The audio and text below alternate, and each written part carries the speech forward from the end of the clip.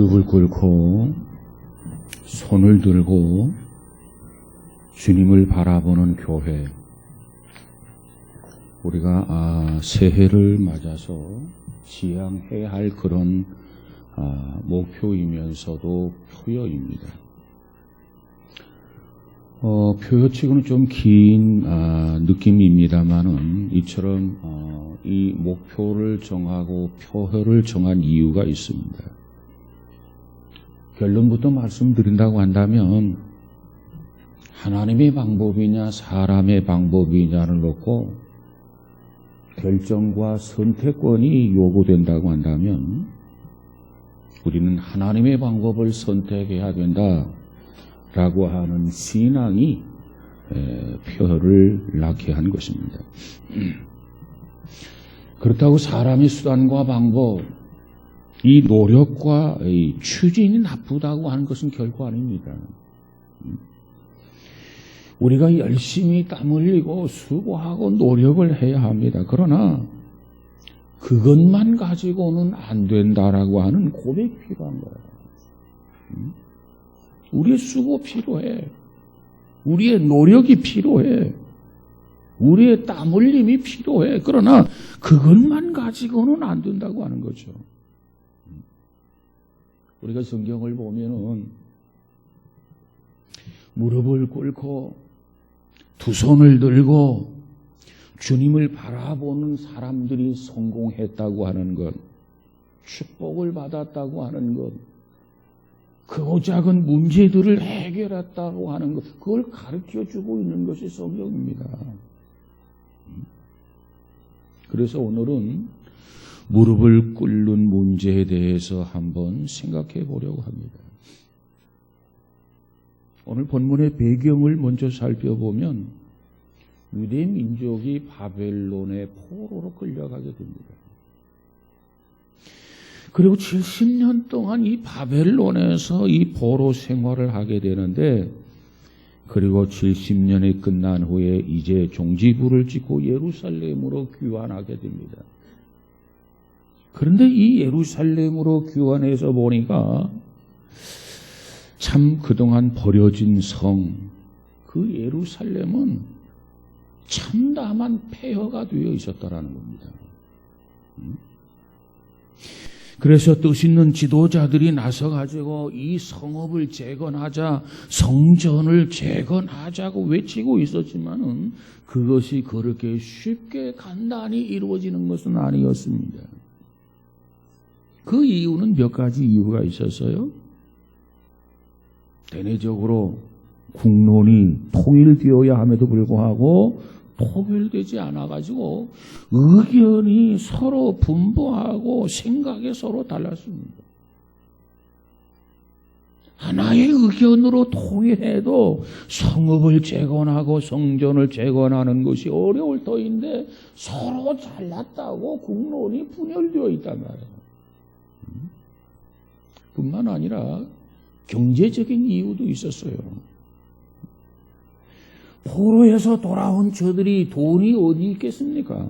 돈이 있어야 성읍을 재건하고 성전을 재건하지요. 그리고 조금 돈이 있는 사람들은 협력보다는 내몰라라 하는 태도로 관망만 하고 있단 말이에요. 뿐만 아니라 대외적으로는 유대 민족이 다시 돌아왔으니까 저들이 다시 부흥한다면 하면서 두려워하고 걱정하는 주변의 국가들이 있었어요. 그들은 어떻게 하든지 간에 저들을 와해시키려고 하고 있고, 어떻게 해서든지 저들을 이간질시켜서 저들이 고국에서 그 옛날의 삶으로 돌아가지 못하도록 회방을 놓고 있는 것들이 주변의 국가들이었단 말이에요.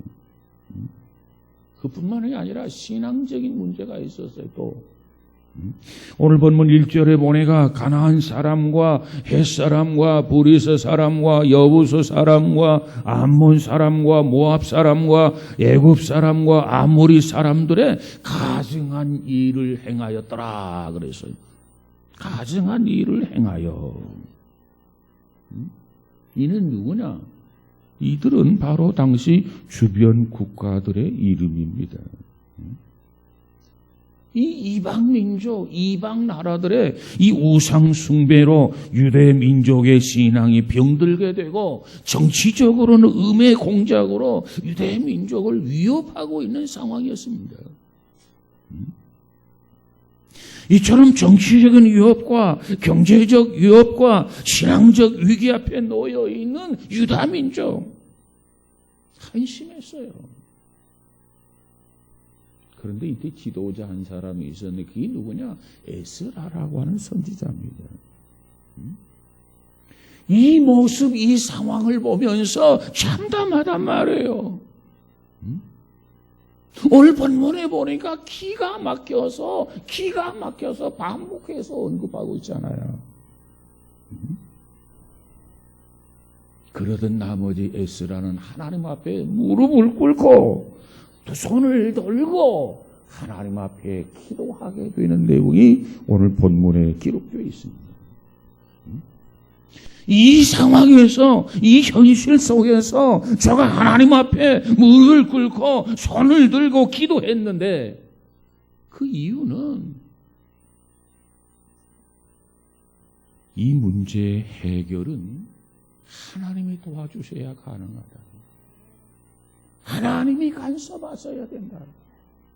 하나님이 역사해야 된다. 그렇기 때문에 문제 해결의 접경은 하나님 앞에 무릎 꿇고 손을 들고 기도하는 거다. 이 방법밖에는 없다고 판단이 되어졌던 겁니다. 그래서 오늘은 이 에스라 선지자가 무릎을 꿇었다고 하는 이 말씀을 통해서 우리가 좀 신령한 교훈을 얻으려고 이 본문을 선택했습니다. 그러면 여기서 무릎을 꿇었다는 의미는 무엇이냐? 첫 번째로 경배를 의미합니다. 경배. 서양 사람들은 인사하는 방법이 어떻습니까? 그저 허리를 편 채로 그저 악수 손을 잡고 몇 번 흔드는 거예요. 이게 인사 방법. 또 뿐만 아니라 이렇게 포용을 하거나 볼에 키스하는 것, 이것이 서양 사람들의 인사 방법입니다. 그런데 우리 동양의 경우는 어떻습니까? 인사 방법이 그저 허리를 굽혀서 말 그대로 인사하는 것입니다. 허리를 굽힌다. 여기서 무릎을 꿇는다고 하는 것은 경배를 의미한단 말이에요. 우리 한국은 전통적으로 세배라고 하는 제도가 있어요. 세배, 풍습이죠. 존경하는 부모님, 또 어른들에게 그저 새해가 되면 무릎을 꿇고 절하는 것, 이것이 세배입니다. 세배. 최고의 경배는 뭐냐? 이처럼 무릎을 꿇는 거예요. 무릎을 꿇는다. 경배를 의미한다. 그 다음에 두 번째로 무릎을 꿇었다라고 하는 말은 항복을 의미합니다. 항복. 이긴 사람이 진 사람에게 무릎을 꿇는 법은 없습니다. 진 사람이 이긴 사람에게 무릎을 꿇게 됩니다. 그래서 무릎을 꿇고 비는 패장의 목은 베지를 않습니다. 이처럼 자기를 낮추고 이처럼 항복할 때에 무릎을 꿇게 되는 거예요. 그 다음에 세 번째로 무릎을 꿇는다. 어떤 의미가 있느냐? 극기를 의미합니다. 극기. 우리가 서 있거나 앉아 있는 것은 누구나 취할 수 있는 자세입니다. 그런데 무릎을 꿇는 것은 아무나 할 수 있는 자세가 아니에요. 왜냐하면 그 부분의 근육이 경직되어 있는 상태라면 통증이 곧바로 오기 때문에 그렇습니다. 그래서 이 관절에 무리가 일어나죠. 그럼에도 불구하고 무릎을 꿇었다. 그 의미는 자기와의 싸움이에요. 극기가 된다는 거죠. 극기가. 우리가 요가를 한다거나 돌을 닦는 태도는 어떻습니까? 누워서 돌을 닦습니까? 응? 일어나 서서 돌을 닦습니까? 아니에요. 무릎을 꿇거나 정좌를 하면서 돌을 닦는다고 그러잖아요. 그래서 긋기를 의미한다. 그 다음 네 번째로 무릎을 꿇는다. 뭘 의미하느냐? 간구하는 태도를 의미합니다. 간구. 열왕기상 18장 42절에 가서 보니까 엘리야 선지자가 하나님 앞에 기도하는데 어떻게 기도했냐면 땅에 꿇어 엎드려서 그 얼굴을 무릎 사이에 넣고 기도했다 그랬어요. 이것이 엘리야가 기도하는 기도의 태도입니다. 무릎을 꿇고 엎드린 채 무릎 사이에 얼굴을 놓고 기도했다. 이 의미는 3년 6개월 동안 날이 가물었어요. 그래서 이 가물은 이 땅 위에 단비를 주시옵소서. 이 기도, 이 간구가 엘리야 선지자가 기도하는 내용인데 그 비가 얼마나 절실한가? 얼마나 그 피가 필요한가? 그것을 말해주고 있다고 생각이 됩니다. 우리가 무릎을 꿇는다고 하는 것은 단순한 동작, 단순한 행동이 아닙니다. 그러므로 하나님을 향해서 무릎을 꿇었다? 그것은 절대 경배, 절대 강망, 절대 항복, 철저한 극기를 보여주는 내용이란 말이에요. 이것이 무릎을 꿇었다고 하는 의미입니다. 자, 그러면 성경에 보면 무릎을 꿇은 사람들 몇 사람을 한번 생각해 보도록 하십시다. 어떤 사람들이 이처럼 하나님 앞에 무릎을 꿇었는가? 먼저 보면 솔로몬을 생각해 볼 수 있어요. 솔로몬. 열왕기상 8장 54절에 가서 보니까 솔로몬이 하나님 앞에 무릎을 꿇고 기도하는 장면이 나옵니다. 그가 젊은 나이에 이 땅의 왕이 되었단 말이죠. 뭘 알겠습니까? 너무나도 암담하고 너무나도 무거운 책임을 느끼는 거예요. 그는 하나님 앞에 일천번제를 하나님 앞에 무릎을 꿇고 기도하면서 하나님 앞에 번제를 드리잖아요. 여러분, 솔로몬 왕도 이렇게 무릎을 꿇고 하나님 앞에 무릎 꿇고 기도했더라. 기억하시기 바랍니다. 그뿐만이 아닙니다. 엘리야를 보세요. 엘리야. 열왕기상 19장 18절에 가서 보니까 엘리야 선지자는 바알에게 무릎을 꿇지 아니하고 하나님 앞에 무릎을 꿇었더라 그랬어요. 내가 누구에게 무릎을 꿇어야 하는가? 내가 누구에게 경배해야 하는가? 이 엘리야 선지자는 정확히 알고 있었어요. 그래서 바알에게 무릎을 꿇지 아니하고 온갖 공갈, 척박, 위협을 가하려고 했지만은 바알에게 무릎 꿇지 아니하고 하나님 앞에 무릎을 꿇었더라 그랬어요. 그런가 하면은 다니엘이라는 사람이 다니엘서 6장 10절에 가서 보니까 다니엘의 기도가 나오는데 그때 이 다니엘의 기도의 내용을 보면은 다니엘은 기도하면 죽게 될 줄을 알면서 기도했습니다. 죽게 된 사람이 내가 살아야 되겠다. 살기 위해서 기도한 게 아니라 살아있는 다니엘이 내가 기도하면 사는 게 아니라 내가 기도하면 죽는 줄 알면서 다니엘이 기도했단 말이에요. 다니엘의 성공을 시기하던 사람들이 있었어요. 정적들이 있었어요. 이 다니엘이 규칙적인 기도 생활하는 것을 보면서 이 바벨론의 신이 아닌 다른 신에게 빌거나 절하면 사형한다고 하는 법을 만들어요. 그리고 그 법의 왕이 조인을 하도록 음모를 꾸몄습니다. 그래서 왕이 사인 다 했어요. 그러므로 다니엘은 바벨론 신이 아닌 여호와께 기도하면 반드시 내가 죽게 된다고 하는 거, 이 전후 사정은 너무나도 분명하고 너무나도 확실히 알면서도 그는 기도했어요. 그는 죽을 줄 알고도 기도했더라.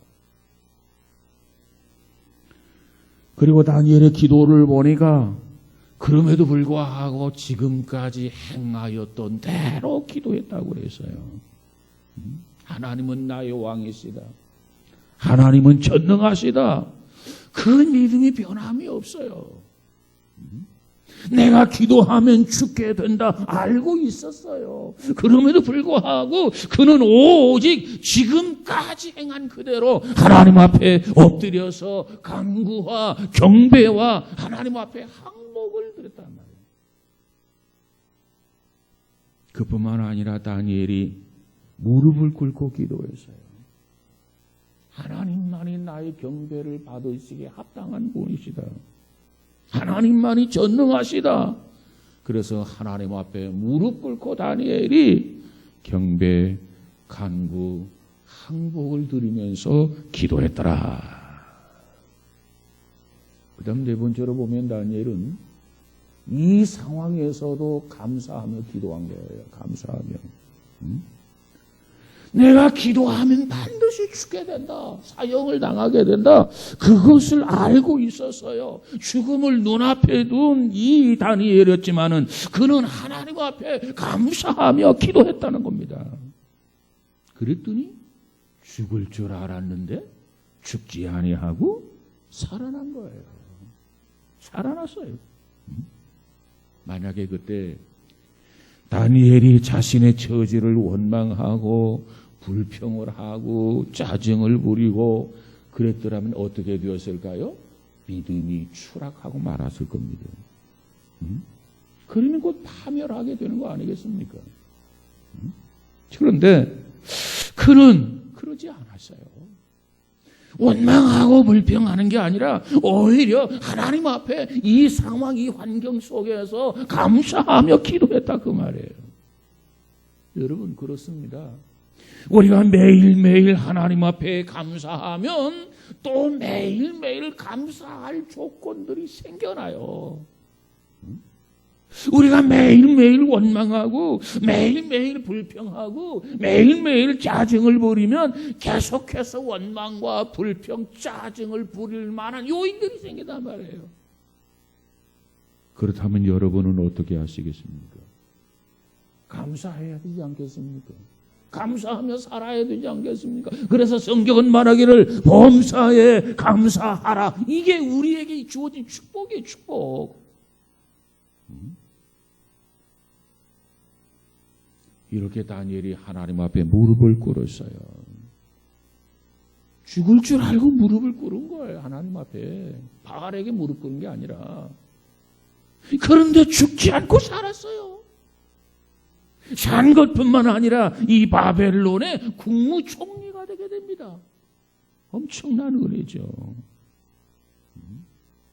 그래서 만인의 존경을 받는 위인이 되었더라.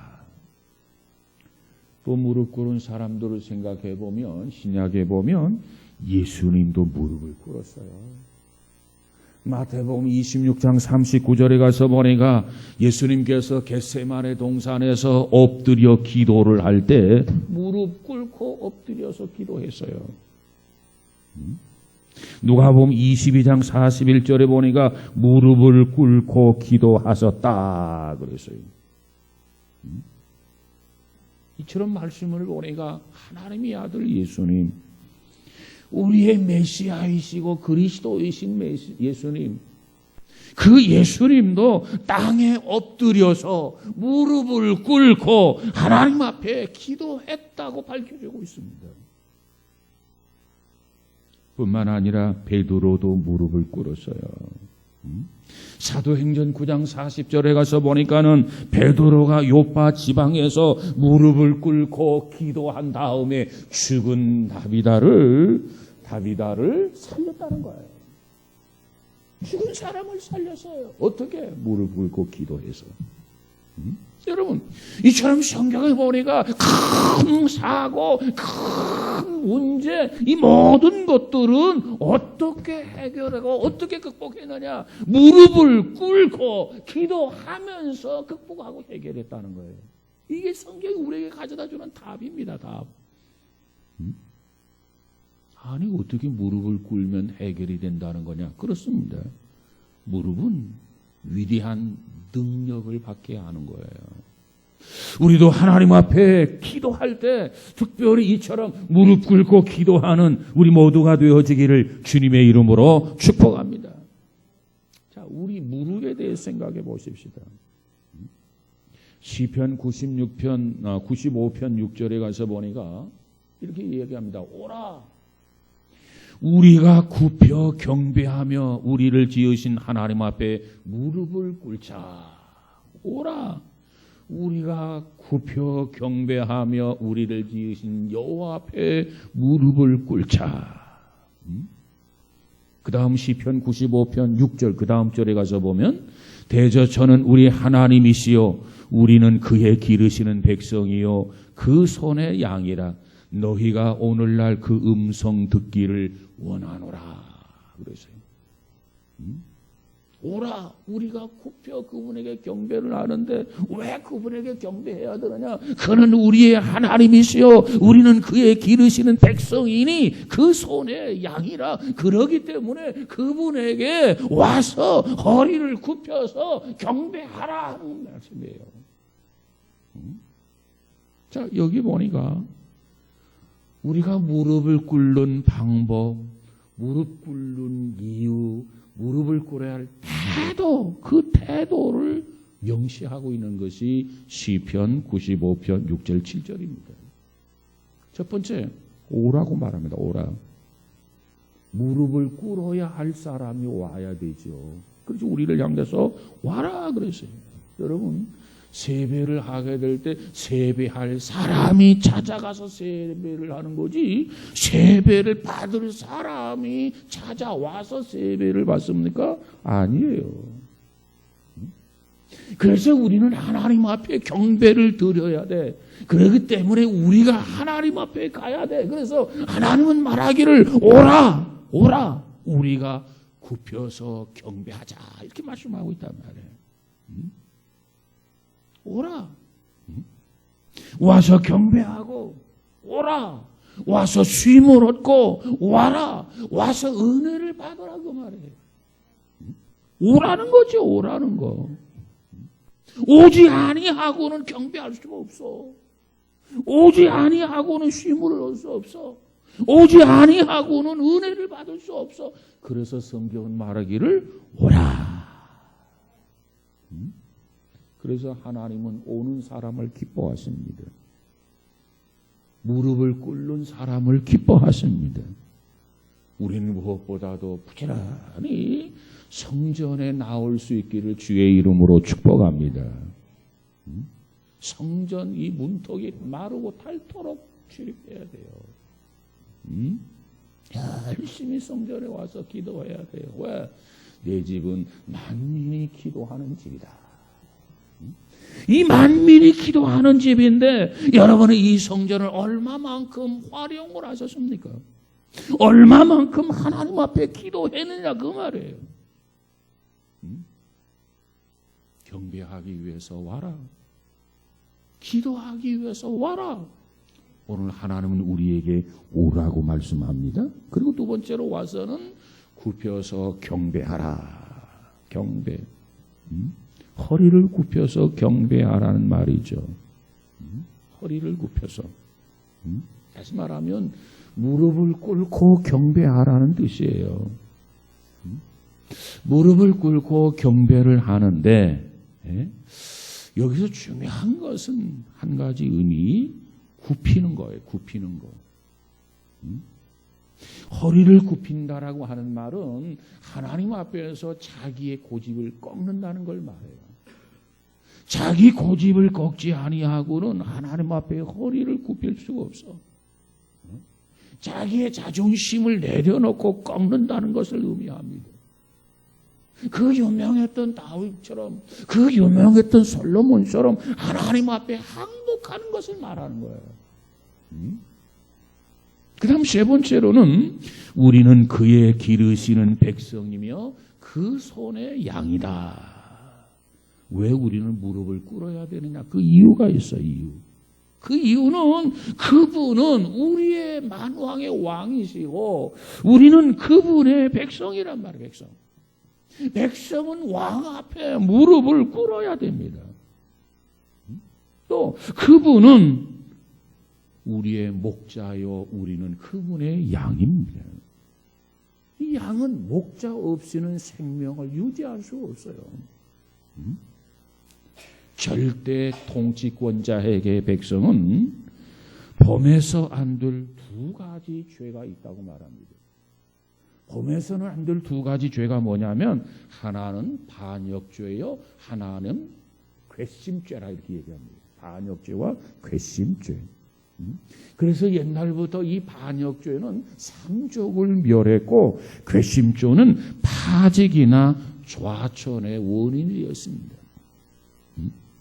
자, 우리보다 훨씬 더 능력이 있고 우리보다 훨씬 더 훌륭했고 우리보다 훨씬 더 힘이 있고 우리보다 훨씬 더 신앙이 좋았던 이 모든 사람들을 놓고 보니까 그들도 하나같이 하나님 앞에 무릎을 꿇었더라. 이걸 가르쳐주고 있어요.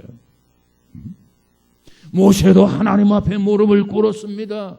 여호수아도 하나님 앞에 무릎을 꿇었습니다. 다윗도 하나님 앞에 무릎을 꿇었습니다. 솔로몬도 하나님 앞에 무릎을 꿇었습니다. 엘리야도 하나님 앞에 무릎을 꿇었습니다. 엘리사도 무릎을 꿇었습니다. 베드로도 무릎을 꿇었습니다. 바울도 무릎을 꿇었습니다. 심지어는 예수님도 무릎을 꿇었어요. 예수님도. 우리는 이 사실을 잊어서는 안 돼요. 우리는 그의 백성이요, 우리는 그 손의 양이다. 그러기에 그분 앞에 무릎을 꿇어야 돼요. 이처럼 나보다도 똑똑하고 나보다도 잘나고 나보다도 힘이 있고 나보다도 지혜롭고 나보다도 능력 있고 나보다도 권세 있는 그 모든 사람들이 모두가 다 한결같이 문제를 놓고 무릎을 꿇고 기도하면서 해결해 나간 거예요. 그렇다면 우리는 더할 나위 없잖아요. 그분들이 무릎을 꿇었는데 우리도 무릎을 꿇어야 되지 않겠습니까? 그분들이 그처럼 기도했는데 우리도 그처럼 기도해야 되지 않겠습니까? 그렇다고 한다면 어떻게 기도해야 될까요? 우리는 어떻게 기도해야 될까요? 첫째로 가능한 한 기도를 드리는데 무릎을 꿇고 기도를 드리라는 겁니다.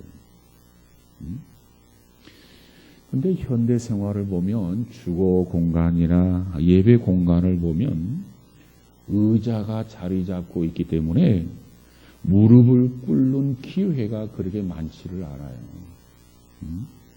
그러나 가능한 한 기도할 때 무릎을 꿇고 기도하는 것이 좋다는 겁니다. 집에서 기도할 때도 무릎을 꿇고 기도하고 교회에서 기도할 때도 무릎을 꿇고 기도하고 신앙생활은 보수적이고 어찌 보면 신앙생활은 원시적이라야 돼요. 아, 지금이 어느 시대인데 무릎을 꿇고 기도합니까? 그렇게 반응을 보일 수도 있겠지만 그러나 성경은 무릎 꿇고 기도했다는 거예요.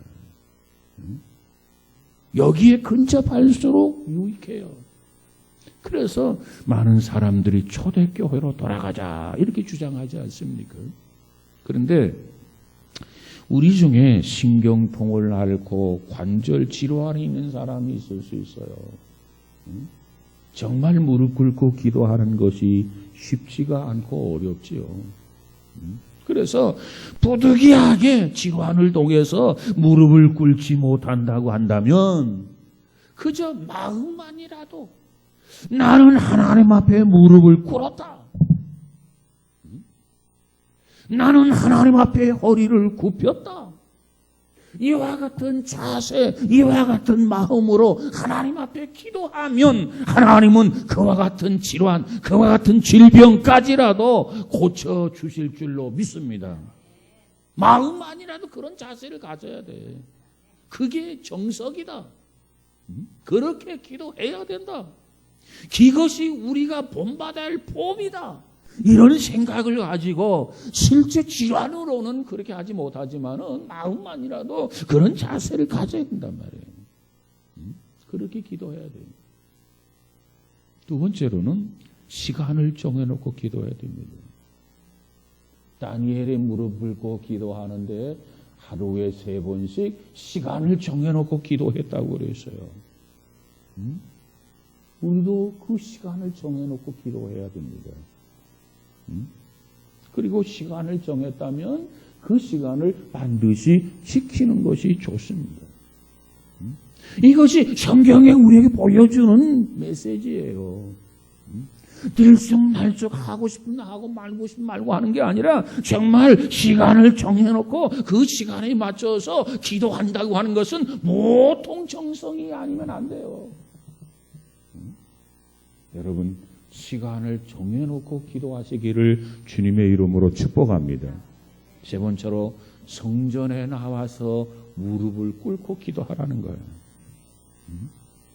성전은 뭐냐?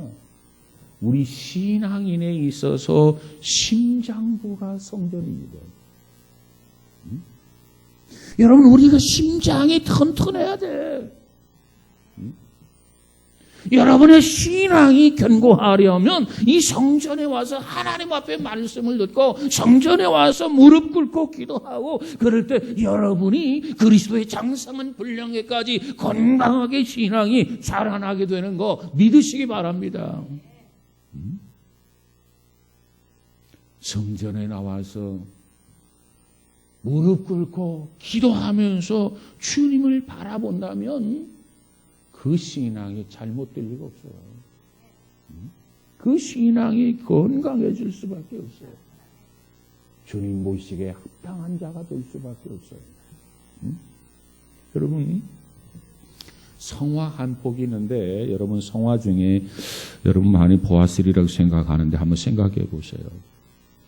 겟세마네 동산에서 기도하시는 주님의 모습.